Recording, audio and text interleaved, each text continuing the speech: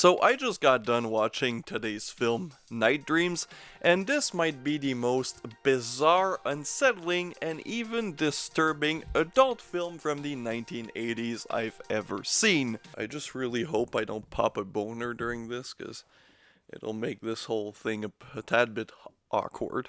And since this is an adult film, I can't really show any of it on YouTube, but I did film my live reactions because I knew this was gonna get weird. Photographed and directed by FX Pope. They got the Pope to direct this? I had seen reviews and I had heard podcasts describing this film, but nothing could ever prepare me to the experience of actually sitting down and watching it. From frame 1, this gets silly. We follow Dorothy LeMay, who plays our main character, and she's in this kind of institution with the goal that I don't really know. There are two doctors observing her, and she does this amazing speech that is very unsettling and bizarre about basically being a sexually repressed suburban woman who just wants to have fun. And it seems more like a mental breakdown than an actual thought that she has, but the two doctors, one of them being played by a woman, seem to really be into it. Seems to be experiencing some sort of erotic trauma. What? And this sets up the stage for what the film will be about. It's gonna be this weird anthology adult film where every naughty bit is gonna be one of this woman's fantasies. And I don't think she needs to go to a clinic to orgasm. By seeing her fantasies, I think she needs professional psychological help. Because the first scene that we see, the first fantasy, is this weird kind of child room with a lot of creepy clown toys, and then we get this slow creep in on a Jack-in-the-Box, and then it pops open. Oh god. The Jack-in-the-Box has a giant cock. And then we see our first male protagonist that will have sexual relationships with our main character. And it's this creepy looking Jack-in-the-Box that has a nose so big that it could actually be used as a phallic object, which is exactly where the movie will take that scene. His nose is so long, it could almost be used as a second penis. Which is strange because, honestly, I've seen a lot of 70s and 80s pornography, and it's the first time I see one in a while where the man was already hard and not like coked dick out. In fact, I was so shocked by his well-maintained penis that whenever he used his nose as a substitute, I was kind of sad for him. I was like, bro, you didn't have to do that.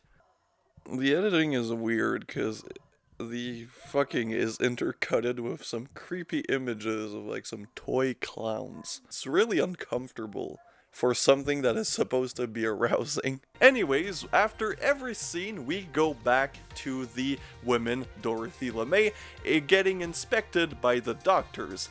And every time, well, she goes more and more insane, and our women doctor gets more and more into it. She has incredible capacity to do what?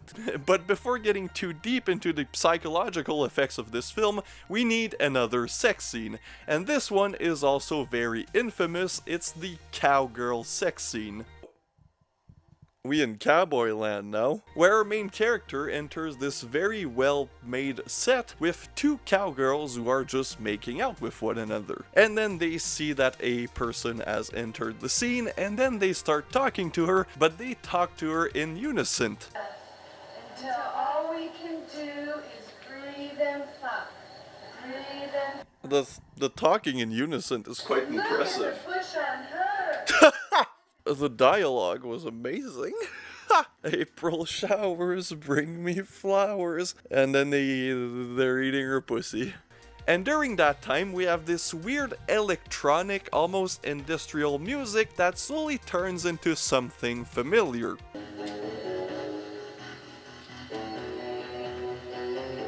Oh. That's the infamous Johnny Cash Ring of Fire cover.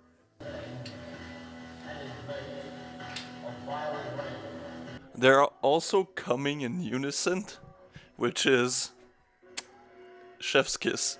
After that, we get more dialogue from our main character going completely insane as she tries to hide herself because, again, she is this kind of sexually frustrated suburban woman, probably isn't allowed to go full out in her regular daily life. You think I'm a whore. I've never said You think I'm like... The next scene, other than a surprise at the beginning, what?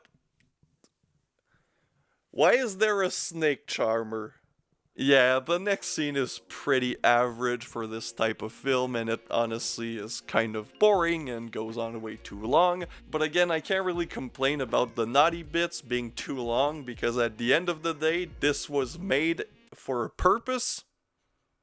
And I don't know who ejaculated to this type of film, but apparently in the 1980s there was a few, because this movie existed for a reason. The whole, like, Uka masturbation device was weird, but it's just straight fucking. After that, I was kind of like, come on, is the rest of this film just gonna be these regular naughty scenes? And it doesn't take long that the movie's like, no, this is gonna keep getting weirder, because the scene after that is set up with this very darkly lit set, and we have our main character naked with a man. But the man doesn't move, really. And then when she unbuttons his shirt, we can see that it's actually a mannequin. Mom, come pick me up, it's getting weird again. And if that wasn't weird enough, whenever she unzips his pants to take out his man thing, his meat, as you would say, it's not actually man meat. It's something way grimmer. Oh, it's rising. What?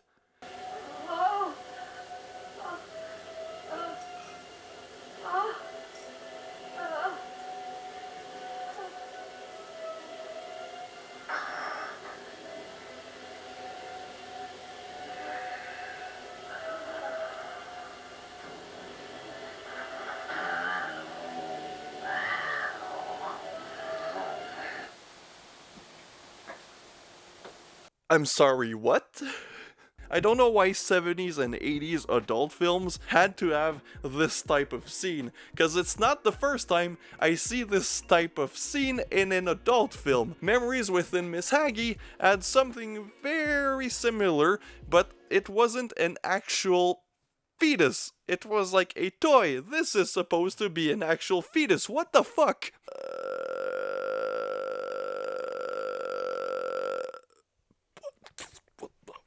Okay.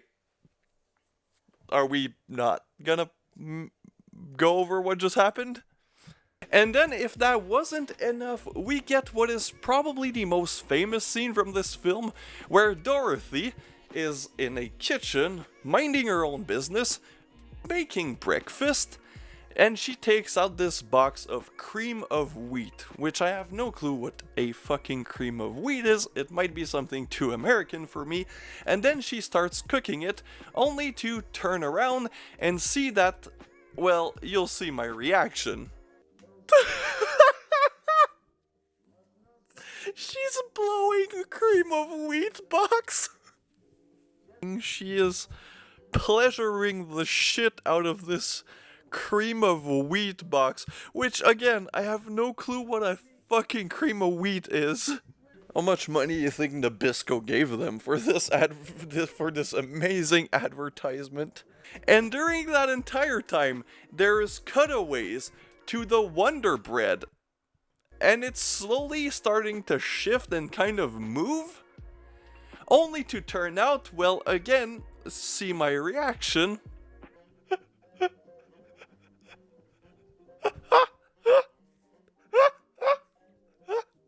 There's a man dressed like a piece of bread, just vibing. He's getting really into the music. A goddamn piece of bread that plays the saxophone.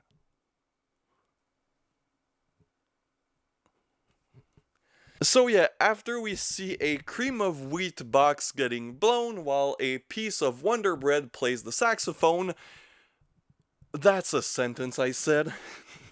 We have our lady smoking next to a fish. Eh? Pardon? What the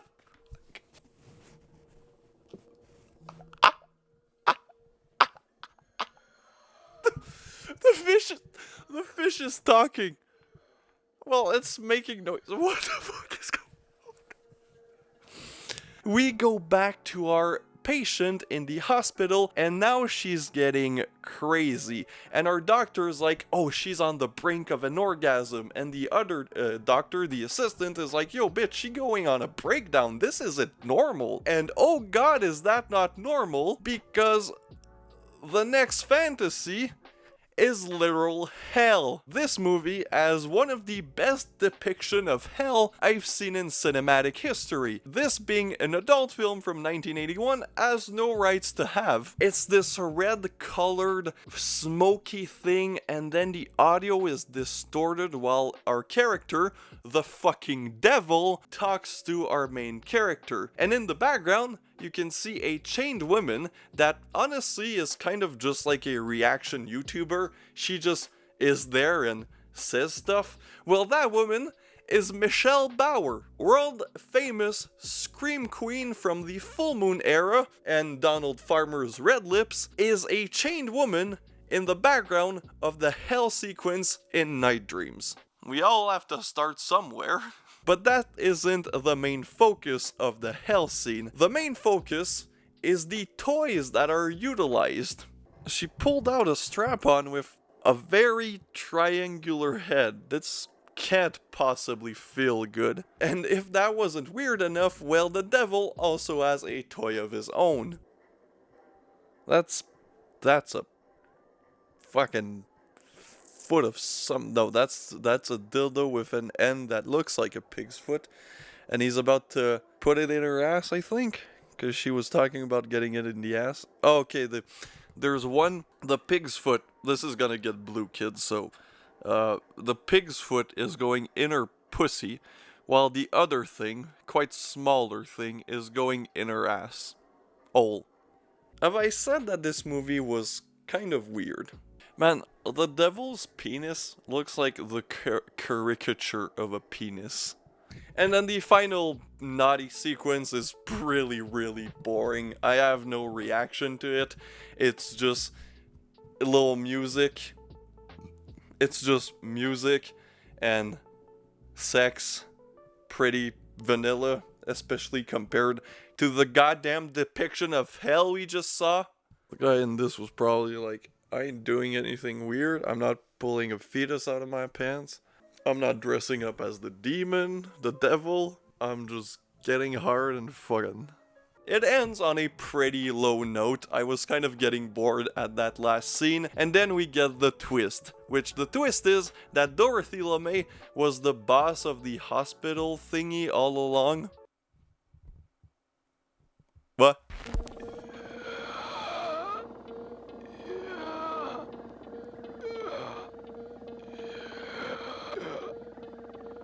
So, what did I think of 1981's Nightdreams? I really, really like it.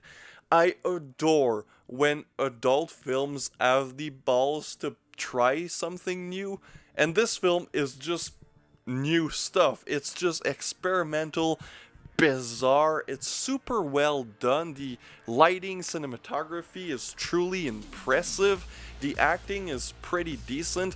We have some pretty good writing, which is not surprising because the writer of this would later on write the also bizarre film Dr. Caligari. And the dialogue is so strange, and our main character, Dorothy LeMay, does a great job at delivering that weird dialogue in these monologue sequences, which must have not been easy to remember. It's really the bastion of what adult films used to be, because, you know, you had to actually kind of have acting chops.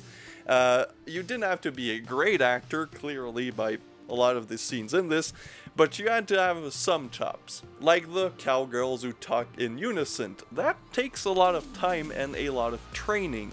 And then you of course have the bizarre design. The set design is incredible, and it goes well with the fact that this film's themes is this woman's fantasies. They look like fantasy set design. Overall, I really like this one, and it'll probably be one I'll be giving more. Overall, I really like this one, and it's one that I'll probably rewatch again. Anyways, see you guys next time.